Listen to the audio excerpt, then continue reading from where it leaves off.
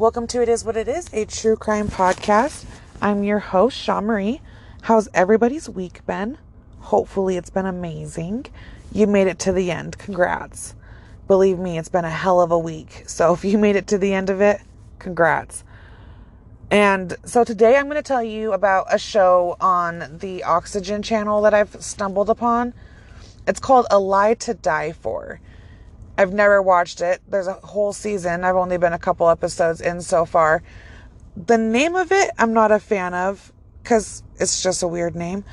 But then you watch it and you find out some of and obviously people kill for all sorts of reasons. But the lies that people kill to cover up are insane. It's just a lie. And in a lot of the stories, the little lie obviously leads into a big lie and then a bigger lie and then a bigger lie. And then all of a sudden it's just a lie fest. And we don't even know if our name's really what we think it is because we lie so much. So it's that type of situation. And so I've watched 2 episodes so far. So I'm just going to kind of recap them both because I'm still who kills for that? It is insane. So the first episode is about this married couple in Utah. And he's from a very to-do family. They're all doctors of some sort. And so very smart. Everybody in the town is they are just amazing. The whole family loves and adores them. There's just, and the couple that they're married to is also a successful person. So there's no shitty person in the family, quote unquote. And then he finishes his schooling there and he's like, okay, well, we're going to move away, start a practice and do whatever doctors do. And right before they move, his wife goes for a walk and wouldn't you know, she disappears. Crazy. And so, of course, they start looking into it. And at first they're like, okay, well, maybe she did just leave the pressure of going off on their own, whatever. Maybe something triggered her and she just left. Well, then these 2 cops, a female and a male officer, the female's the minute I got into that house, I knew he killed her. Shit was just too shady. And he just started lying off the bat. She didn't take her purse. She didn't take anything. All of her things are still there. Her wedding ring was in her jewelry box. It just was awkward.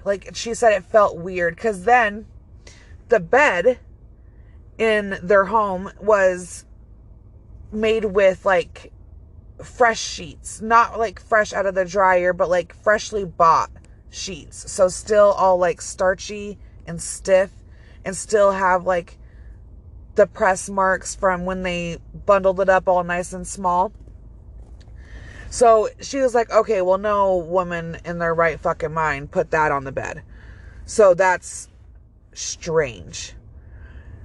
And when they go out to the garbage, because they live in an apartment complex, they go out to the garbage and they look in the garbage and there's only the cover for the bed set he just got. And he tells the cops that oh, my garbage is already this shit has already gone from the dump to the landfill already, my zone. And the lady's like, how the fuck do you know when your zone is? I know my garbage day. I know when my garbage man comes, but I don't know anything past that. When he takes it, that's his business. I don't know. I don't know if zones or anything like that. So she was tripped up on that.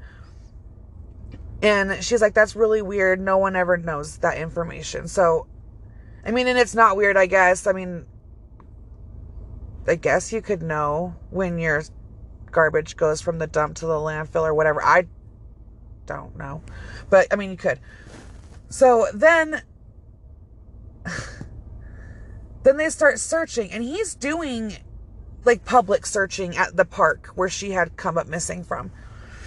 And he's doing interviews. Anybody who will talk to this man, he is talking to them. And he's doing the crying, but he's not crying. And I agree with this cop again, because she's like, when you really cry and you feel that shit in your souls of soul, you get that little snotty face. You get that little ew gross face, you know, where everything is running. It's fucking just gross. And that wasn't happening. He had that like squinched up, kind of constipated sad look, you know. That was his face that he was going for that day.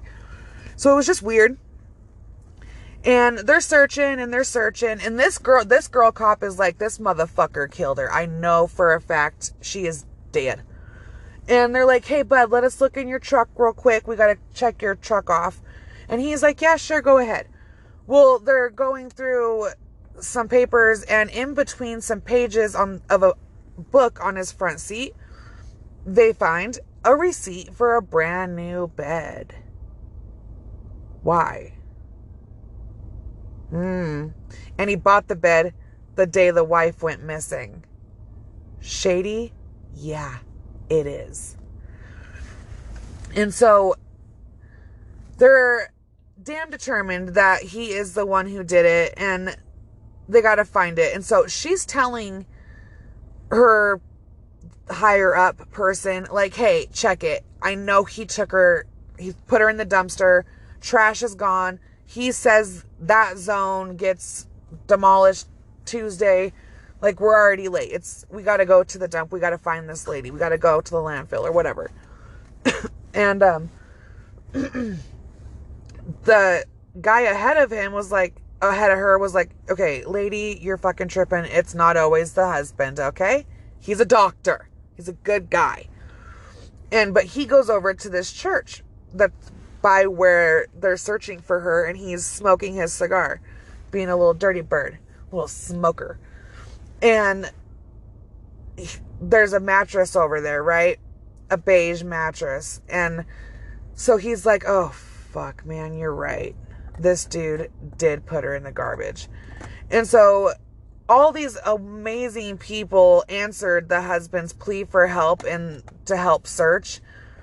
And so they go on the news and they're like, hey, check it out. We don't need help anymore. And they end up telling everybody, like, okay, she was murdered and put in the landfill.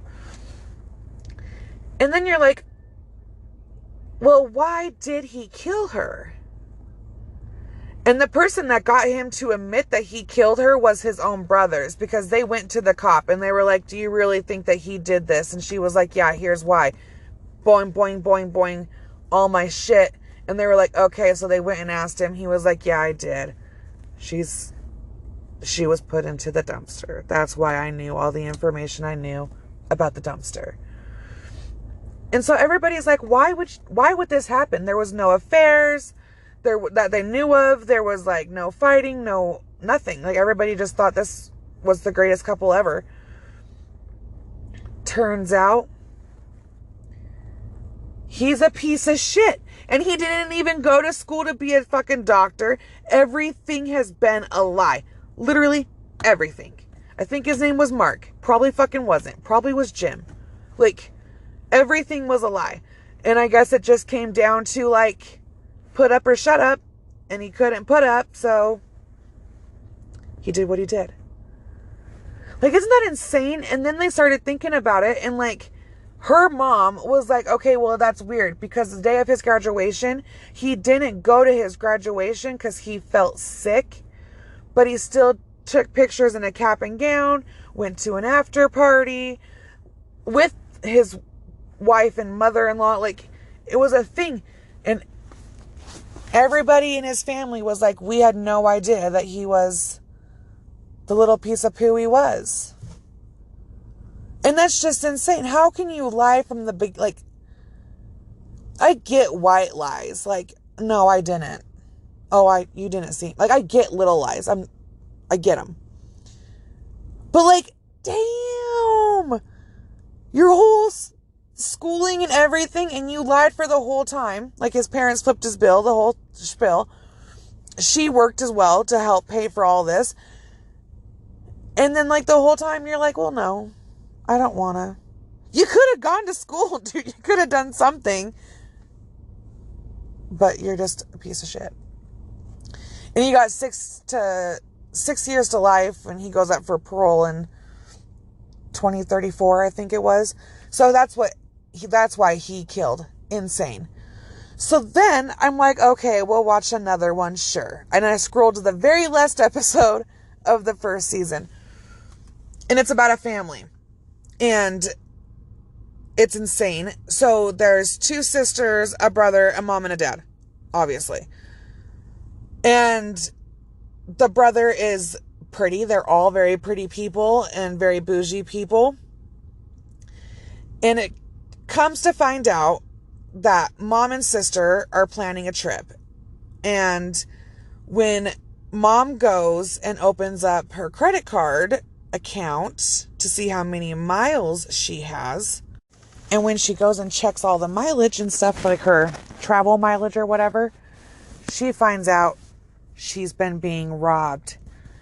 And so they find out that it's obviously the son, and he's just been living a bougie life. Like, he acts bigger than what he is. He's a ladies' man. He attracts the opposite sex a lot. And when he does, he wines and dines and does all that stuff. And so what he was doing was he would take loans in his parents' names and then get another loan, pay back the previous loan, and then keep going, so on and so forth. And so the mom and the sister tell him, they're like, hey, we fucking found out about your shitty little ways. Stop being a douchebag. And so they thought that all was well. And like, we would just have to obviously just eat the money that was taken. And of course, with the whole probably with the whole promise of payback. And then the sister finds out he hasn't stopped. He's still robbing them and doing the same thing. And so she calls him and she's like, if you don't knock it the fuck off, I'm telling dad. Comes to find out, even as an adult, that's the still number one card you go to. And sorry, my fucking phone. And then he threatens her and he's like, if you tell him, I'm going to fucking kill you. And she's like, is that a threat? And then he says, nope, that's a promise. So then she hangs up, calls the other sister, and she's like, this is what he just said to me. Can you believe it? And then, of course, like, the sisters obviously know. So that's how that part comes about. Because one sister survives. There's only one survivor in the whole family. And so he goes to his mom's house where he is also living. And he kills his parents in their sleep. Shoots them. Dead. He takes so much time cleaning up and like fixing everything that the neighbors saw the lights on at 2:00 in the morning and they were like, okay, these people are old. No old people are awake at 2:00 in the morning. And so he just like took a mental note of it. But he literally took the mattress from like the guest room and swapped out beds, remade the whole bed. He probably did more chores the night of his parents' murder than he did the whole fucking time he was alive. Like, it was insane how much effort he put into this. And then he takes his parents, wraps them up in painter's tarp, puts them in the car, goes to his fucking sister's house. Her husband is on the computer typing away, playing video games, whatnot. And he viciously beats him with a fucking golf club. He is so unrecognizable. Like, because family members are the ones who discover the bodies. And when they go in there, the brother-in-law's body was the first one in the living room. And they walked by him and they were like, we don't even know who this person is. Onward. And it was the other sister's husband who found the bodies. And so that's how bad he was beaten. And then she was also beaten. He didn't shoot them. He beat them. the sister and her husband. And then he took his mom and put her in like on the kitchen floor, still in her wrap.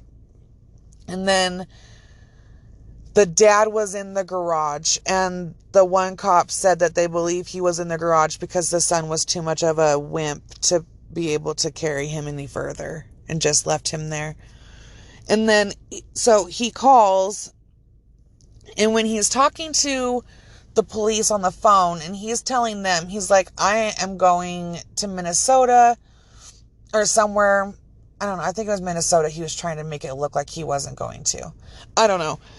His other sister knows. She's like, shit, he's on his way, because she lives in another state. So she's like, I am next. Obviously, he's taken out the whole fucking family. Her family goes into hiding. When he calls the cops and he's like, no, I'm going this way, I'm over here on this way, they tracked his phone and they were like, okay, bitch. Okay. And he was on his way to his sister's house. So yeah. And he got the death penalty, but then it got reversed when the death penalty laws changed, and then he just got life in prison. But he literally killed his whole entire family, all so that his dad wouldn't find out that he had been robbing them. Just insane, the shit people will kill you for. It's absolutely insane. But yeah, that's today's episode. Nice, short, sweet. I'm trying to keep them shorter a little bit, because it does better on like YouTube and stuff when they're a little shorter. But anyhow, it's Friday. And before I say anything about this podcast, I want to make it known that I do listen to their podcast, and I do know that they do not shout out my podcast like I do theirs. And so when you people come to me and complain that they don't do that, that is not their job. I like to give them a shout out because I like their show. Same way I shout out all my other friends. I don't expect my other friends to go on any platform and do anything for me. That's not why I do it. I don't do it to get kudos from my friends or anything like that. I do it because I love what they do, and it's just to show love for what they do. And I adore how people try to stick up for me, but really, people, I'm a grown person. If I had an issue with the fact that of the way that it is between the two podcasts, I would say something. Clearly, I don't give a fuck. I love their podcast. They're amazing. They're funny. And so I will always and forever continue to shout out their podcast, of course, until I hate them, which I don't see happening anytime soon. But you never know. You never know. I'm just kidding. But like, that's on a for real note. You guys don't have to message me and be like, oh, what a bunch of assholes. It's because they're guys. It's not. It's really just because they probably just don't give a fuck. To be honest. But anyway, so it is Friday, and I have missed the last 2 lives, and I'm like devastated. Devastated. So tonight I am like on a mission. I will not miss this Facebook Live. I will not. I'm so excited for it. So yeah, the Jeff and Greg podcast obviously is what I'm talking about. So go watch their live, about 8-ish, 2 old dudes. I don't know. Shenanigans. But anyway, other than that, next week is going to be a fan episode. And then I have something in the ideas for the week after. But I don't know because it's Black Friday in the Walmart world. So pray for me. But anyway, so hopefully you guys all have a great, great weekend. Have a great week until I come back to you next week. And I love the fuck out of every one of you. And stay safe and peace the fuck out. Bye.